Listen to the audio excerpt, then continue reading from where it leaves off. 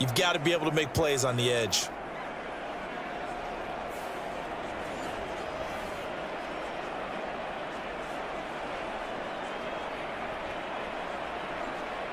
So they'll come up 1st and 10 now from the 33. Watson. That's out to Chubb, complete. And inside the 20 before he's brought down.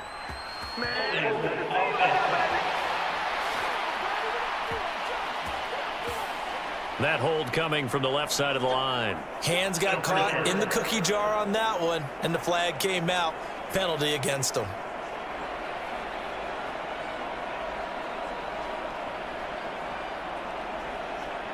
They're backed up here with a 1st and 20 now after the holding penalty. Now Chubb running right. And he's able to carve out about 6 there, down to the 37. That's a strong pickup right there on 1st down. And as this drive goes on, we're seeing an offensive line and running game imposing its will.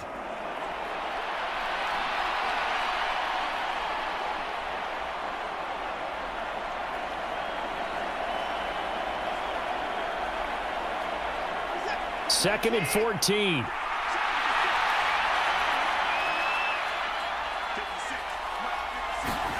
They'll try the air now with Watson. Throwing quickly there, but it's incomplete.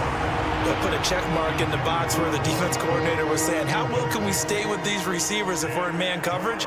Because he just did it on that one. Force the incompletion. That allowed him to get bolder with his pass rush, won't it? Absolutely. Frees up your guys elsewhere. Play number 9 now on this pretty long opening drive. But this is 3rd down. Now it's Watson. Oh, able to avoid him. And they will rally and stop him short of the 1st down. They get him to the ground at the 26.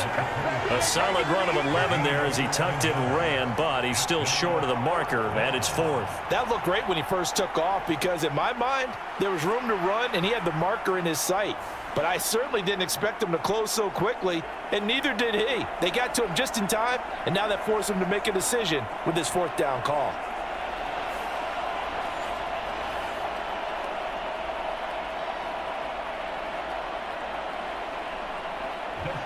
Here's Dustin Hopkins now to try the field goal. This a 43-yard attempt. Hopkins' kick is good. And the Browns are out to a 3-0 lead.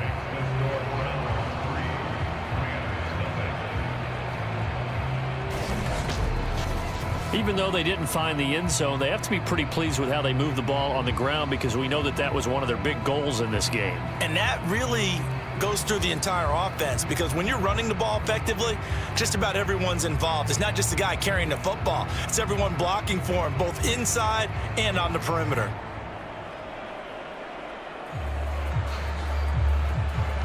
Following the made field goal for 3, Hopkins now to kick it off. To return, here's Ronnie Rivers. And he won't quite make it to the 25.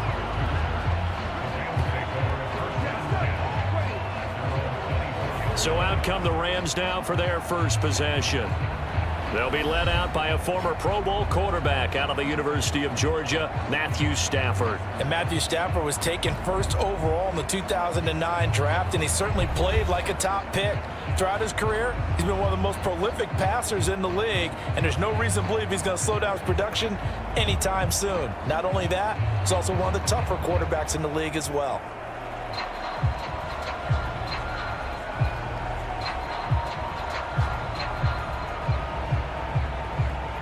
Stafford and the Rams come up 1st and 10 at their own 24. They'll try and start this drive in the air. That's into the hands of Tutu Atwell. And he's taken down but able to slip across the 35. 1st down yardage on the first play of the drive. Give him 14. Now that was pretty. They executed that curl route versus zone coverage, and that changes things a little bit because against man, it's often a tight curl, tight, sharply run route.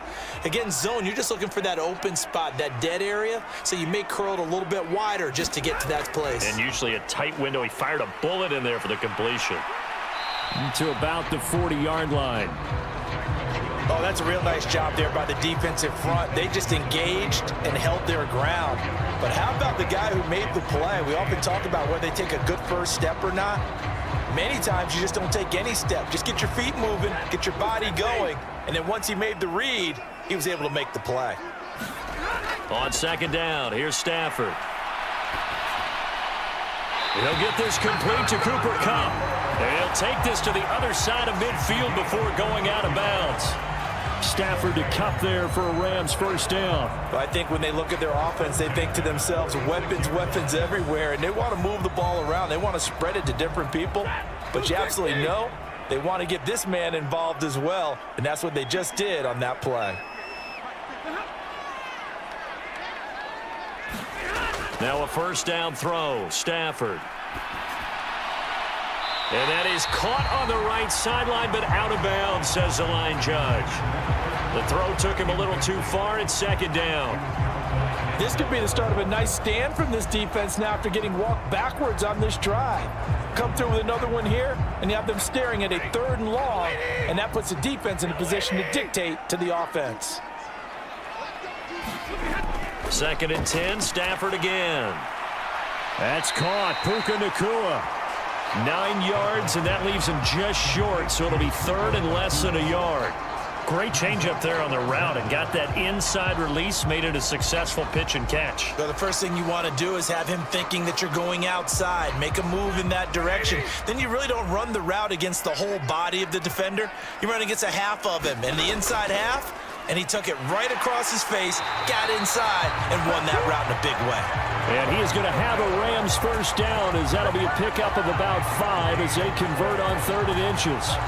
Brandon, what were they thinking on defense there? They looked like they were playing for the pass. That was 3rd and short. Yeah, it was an easy pickup because they handed it to him. That was way too easy. Just looked like absolute confusion defensively. Not sure why they were in that set. Yeah, I'd say you ought to have a few men in the box there.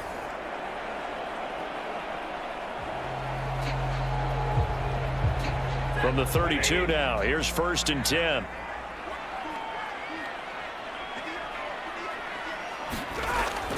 They'll fake the give. Now Stafford. Going to be taken in here by Nacua. And he gets this one inside the 15, just a yard or 2 shy of the 10. That's good for a first down, his second catch of the opening drive. Oh, I like that play call there. After a run for good yards, you get a defense thinking they'll go back to the well. So that's a great time to call play action and give your receivers a little extra edge. And they complete the pass there for another first down.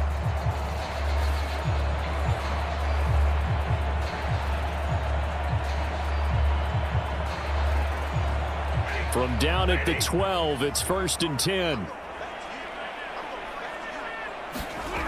Now it's Stafford.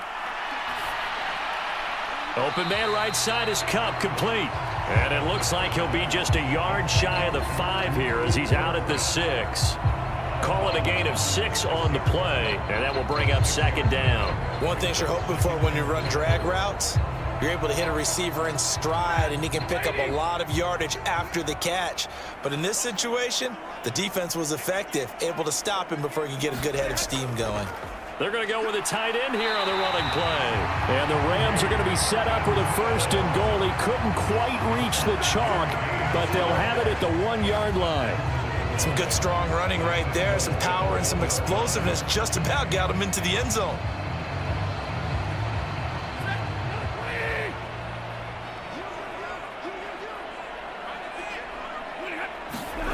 Now Stafford.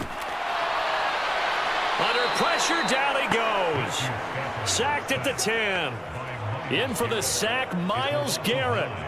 Well, surprise, surprise. 1st and goal at the 1. No quarterback sneak, no running play. They decided to throw for it, but the pressure got to him quickly and put the quarterback down.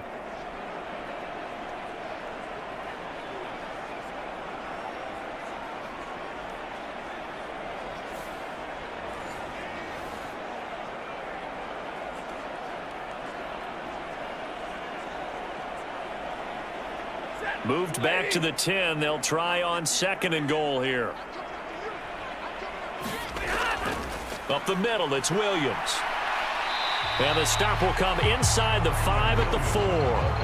A nice run there as he picks up 6. It's going to be 3rd and goal now. When you look at the geography we're staring at, this part of the field, don't you always think of big backs carrying the football, bruisers trying to pound it in? Instead, look at a little more of a scat back type, and he's trying to make it happen.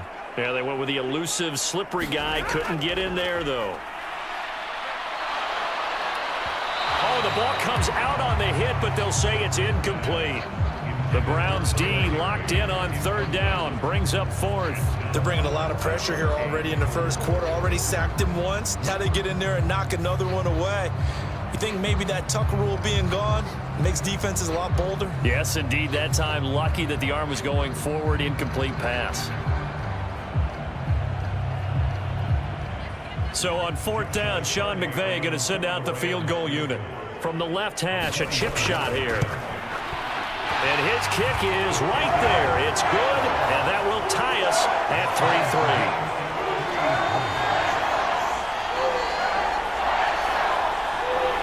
So a long drive gets him down inside the 5, but ultimately they settle for just the field goal. And I have to think that if maybe they were a yard closer, that would have made their decision tougher, and I think they likely would have gone for it. But in this situation, they just decided to take the 3, and I think it was a smart move.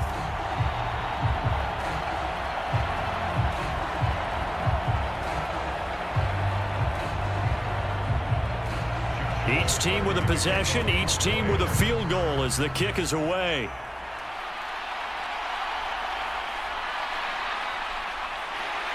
And a decent return out to the 27.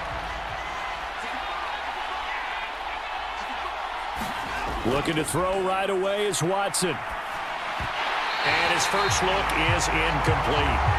It's zone defense right away here defensively, and I know that these linebackers and DBs are going to be tested throughout. They passed the first test, though. This one falls incomplete. Here's 2nd and 10.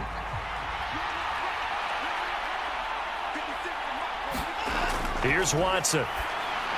They set up the screen to Chubb. And he takes this up to the 40-yard line before being corralled. That'll move the sticks for the Browns, a gain of 12. And as you're game planning as a staff, you go through all the different ways you can neutralize the other guy's pass rushers. Extra linemen, leave a tight end in, bring the running backs back in to block. Or you can do this, a little simple screen pass, and it works to perfection.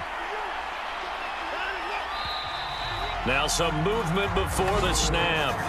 And we'll hear from our referee for the first time this afternoon. That flag accepted, and it backs the offense up a little bit.